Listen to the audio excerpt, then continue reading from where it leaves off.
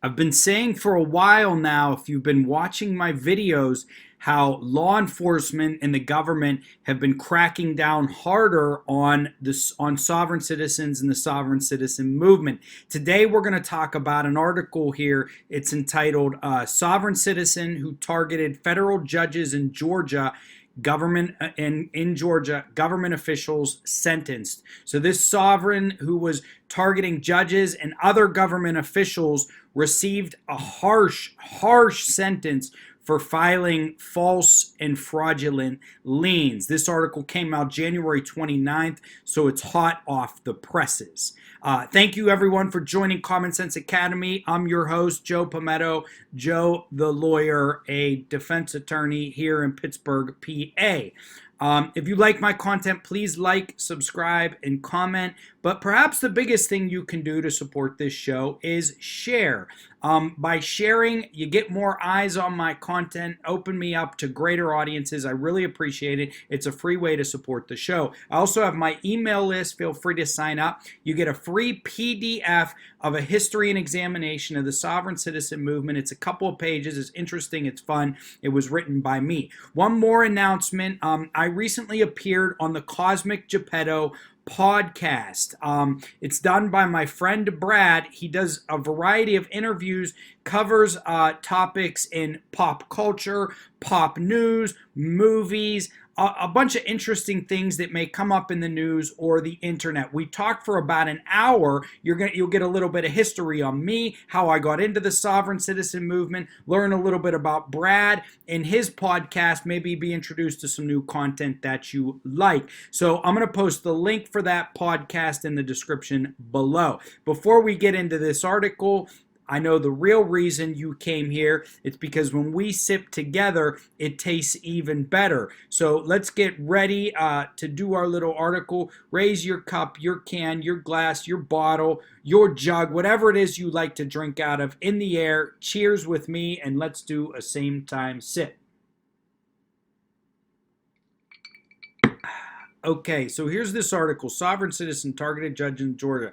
This article, I'm going to tell you right now, this sort of blew me away. I knew they were getting tougher on these sovereign citizens, but wait till you read this. Okay. Defendant filed more than $100 million in liens against current and former officials in scheme to inflate tax refunds. Now, I did a prior video on a father-daughter combo who got about $5 to $6 million. Now, they both went to jail, but only for a couple of years. Wait till you read this. Georgia man began filing tax returns claiming millions of dollars, then escalated to filing multi-million-dollar liens against government officials and attempting to put them into involuntary bankruptcy, culminated today in one of the longest federal sentences ever handed out for a false retaliatory lien case. Timothy Pate, also known as Akinatan Ali, 43 of Augusta, was sentenced today by Judge Arstan Baker in U.S. District Court in Augusta to 300 months in prison, followed by 3 years of supervised release after completion of his sentence. There's no parole in the federal system. Timothy Pate tried to subvert the administration of government, said U.S. Attorney Christine. He tried to extract millions of taxpayer dollars by bullying hardworking public servants and threatening federal judges. His paper terrorism has now earned him 25 years in federal prison. Let that sink in.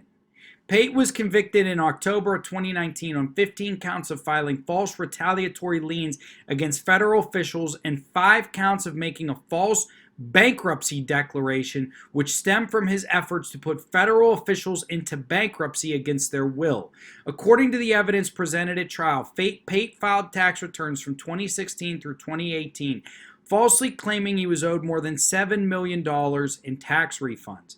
Now, that other case that I covered, they got a total of 3, 4, 5 million, okay? They actually got it paid. I don't know if it was paid out here. Pate also attempted to have the IRS pay his past due child support.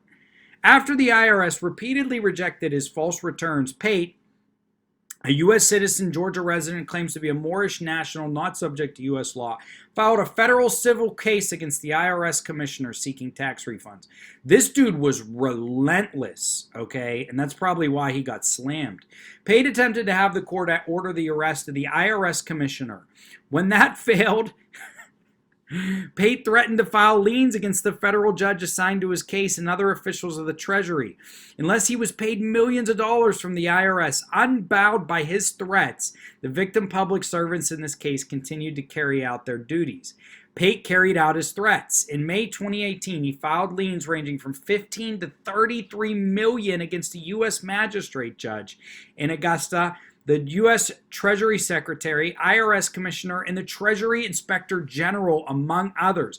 He then published notices of the liens in the Augusta Chronicle. The next month, Pate targeted additional federal officials with bogus liens. This time, he went after a federal bankruptcy judge in Augusta, the bankruptcy clerk of court, and the magistrate judge for liens from $15 million to $100 million.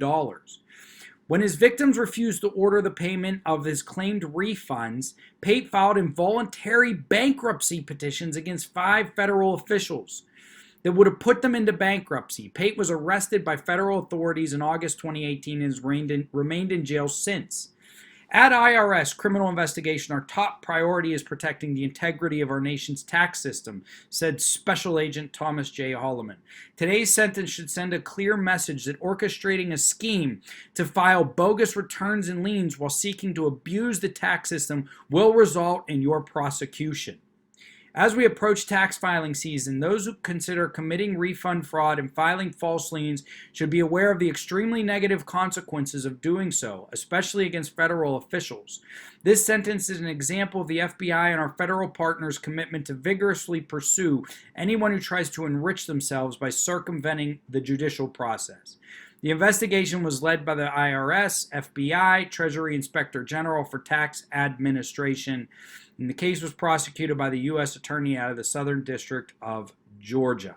This is stunning. This is stunning because he received a 25-year sentence. Those other cases that I followed, the individuals got 3, 4, 5-year sentence. A 25-year sentence is stunning. He was basically attacking the people who then were going to hold him responsible for his crimes. That's always a bad idea. That's always a bad idea. I personally, I think the sentence is too harsh. I know he filed a lot of stuff, okay? 25 years, that's too harsh to me. I don't think he should have got that long. I do think that he probably should have got some sort of jail sentence. Absolutely. Maybe 5 to 10 years. 25 years seems extreme. But you heard what I believe it was the U.S. Attorney said, a special agent in the FBI. They're trying to send a message because this stuff is becoming epidemic. The crazy thing that I saw in that other case was the IRS paid out some of these tax refunds. So they actually got a hold of taxpayer dollars through these fake refunds. It sounds like the IRS is getting wise to it, is rejecting it. But this is just stunning. It's not something to play around with, and law enforcement and the courts and the judicial system, they know what's going on now. You know, maybe 10 years ago you could sneak by or only get a minor sentence. No more. The sovereign citizens out here playing these games. Law enforcement is on to you. You better be careful. Thank you for tuning in. Joe Palmetto, Common Sense Academy. Please share this video. Share other of my content on Facebook in a Facebook message with your friends. Best way to support this show. Sign up for my email list. Get a free PDF. Common Sense Academy out.